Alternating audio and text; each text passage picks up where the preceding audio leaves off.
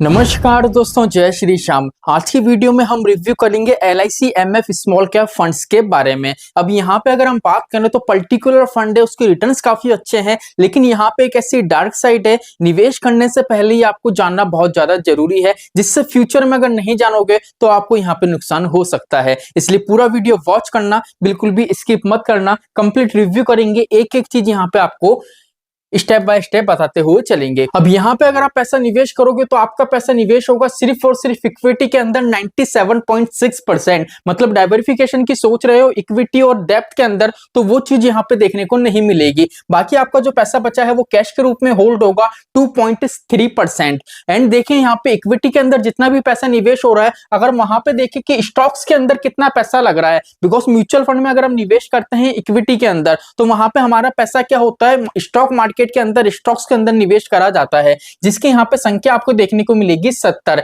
लेकिन सर 70 जो स्टॉक देखने को मिल रहे हैं ये किस तरीके के हैं, तो यहाँ पे अगर हम बेंचमार्क देखें तो बेंचमार्क देखने को मिलेगा Nifty small cap 250 total return index. मतलब स्मॉल कैप इंडेक्स के जो 250 कंपनी है, 250 कंपनी में से 70 कंपनी में हमारा पैसा निवेश हो रहा है। अब यहाँ पे जो 70 कंपनी है सर मार्केट में कैसा परफॉर्म कर रही है, हमको पॉजिटिव रिटर्न दे रही है या नहीं, तो यहाँ पे देखो इसको चेक करने के लिए यहाँ पे ये तीन चीज है जिससे हमको ये पता चलेगा। पहला यहाँ पे बीटा। अब बीटा से आपको ये पता पड़ेगा कि बीटा 1% के अंदर होता है तो हमारे पोर्टफोलियो में, हमारे पर्टिकुलर फंड में जितने भी स्टॉक है वो मार्केट से कितना रिस्क लेके हमको रिटर्न बना के दे रहे हैं। तो यहाँ पे बीटा 1% के अंदर है और काफी अंदर है, इसका मतलब है कम रिस्क के अंदर यहाँ पे हमको ज्यादा रिटर्न मिल रहा है। फंड मैनेजर अच्छा खासा एनालिसिस कर रहे हैं। यहाँ पे सेकंड आता है अल्फा। अल्फा हमको ये बताता है कि सर अगर हमने निवेश करा है तो यहाँ पे हमको कितना ज्यादा बेनिफिट देखने को मिल रहा है। तो देखो अल्फा को अगर शॉर्ट में समझोगे तो जैसे हम मान लेते हैं म्यूचुअल फंड की जितनी भी स्कीम्स होती हैं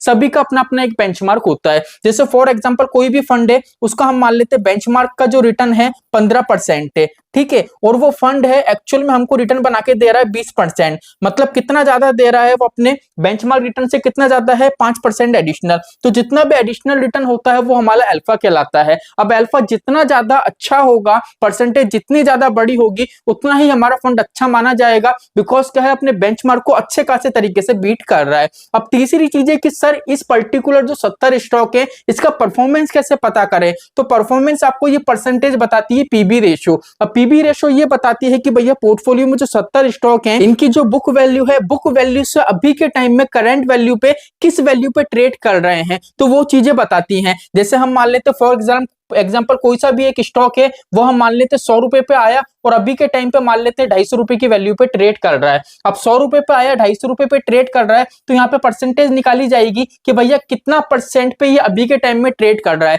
जितनी परसेंटेज होती है वो आपकी कहलाती है पीबी रेशियो। अब यहाँ पे हम ये बोलेंगे जो 70 स्टॉक्स हैं वो मार्केट में अपनी बुक वैल्यू से 3.82% ज्यादा वैल्यू पे ट्रेड कर रहे हैं, इसीलिए निवेशक को यहाँ पे रिटर्न जनरेट करके दे पा रहे हैं। अब रिटर्न की बात करें तो देख लीजिए 1 साल का रिटर्न है 36% से ज्यादा, 3 साल का रिटर्न है 23% से ज्यादा, 5 साल का रिटर्न है यहाँ पे 30% से ज्यादा। लेकिन म्यूचुअल फंड में एक चीज हमेशा ध्यान रखना, यहाँ पे रिटर्न की किसी भी तरीके की कोई भी गारंटी नहीं होती है। म्यूचुअल फंड में जितना भी आपको रिटर्न मिलता है ये रिटर्न फ्यूचर में कम भी हो सकता है और बढ़ भी सकता है। म्यूचुअल फंड में अगर आपको कोई बोल रहा है कि निवेश करो इस तरीके की गारंटी इतना पैसा बनेगा, तो आप समझ लो ये सबसे बड़ा स्कैम है, बिकॉज म्यूचुअल फंड के अंदर गारंटी शब्द ही एक सबसे बड़ा स्कैम होता है। ठीक है, तो फ्यूचर में जो रिटर्न है वो कम भी हो सकते हैं, ज्यादा भी हो सकते हैं, वो डिपेंड करता है पर्टिकुलर फंड है वो मार्केट में कैसा परफॉर्म कर रहा है। अब यहाँ पे जितना भी आपका 70 स्टॉक्स में पैसा लग रहा है, अगर उसकी असेट्स एलोकेशन देखें तो यहाँ पे आपका पैसा large cap, mid cap, small cap,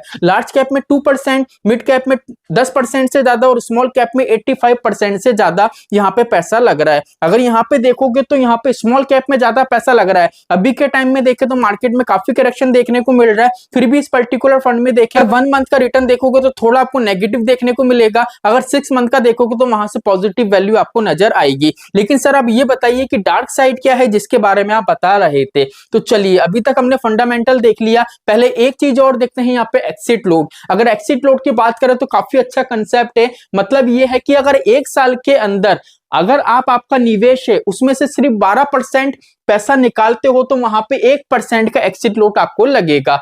clear हो गया। अब यहाँ पे सबसे जो गलत कंसेप्ट मुझे लगा है वो लगा है एक्सपेंस रेशियो का।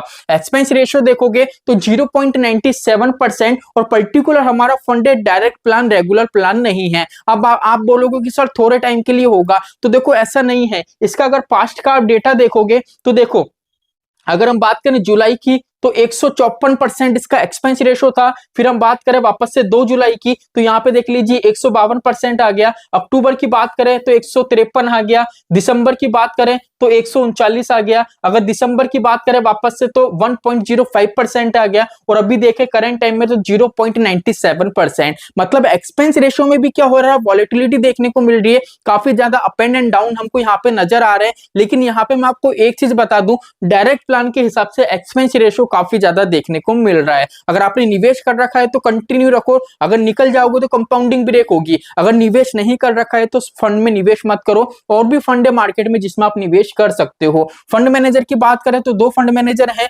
जिनका एनालिसिस करने का तरीका काफी अच्छा है, लेकिन अगर देखें तो चार्जेस ये काफी ज्यादा ले रहा है एक्सपेंस रेशो के रूप में। बिकॉज एक्सपेंस रेशो जो होता है वो हमको जितना भी म्यूचुअल फंड से रिटर्न मिलता है उससे पहले ही कट कर लिया जाता है, इसलिए हमको पता नहीं चलता है। और वो जो एक्सपेंस रेशो होता है वो क्या होता है, फंड मैनेजर की इनकम होती है। बिकॉज एएमसी किसी भी तरीके की इनको कोई तनख्वाह नहीं देती है। तो दोनों फंड मैनेजर अच्छे हैं, मार्केट एनालिसिस करने का तरीका अच्छा है, हमारे पैसों को अच्छे खासे तरीके से मैनेज कर रहे हैं। अब यहाँ पे एक्सपेंस रेशो की दिक्कत है, अगर आपको लग रहा है तो निवेश करो, अगर नहीं लग रहा है तो निवेश मत करो। मैंने कंप्लीट रिव्यू करके बता दिया है। तो आई होप आज का वीडियो आपको अच्छा लगा हो। वीडियो अच्छा लगा हो तो वीडियो को लाइक करना, चैनल को सब्सक्राइब करना। जय श्री श्याम दोस्तों, जय श्री राधे।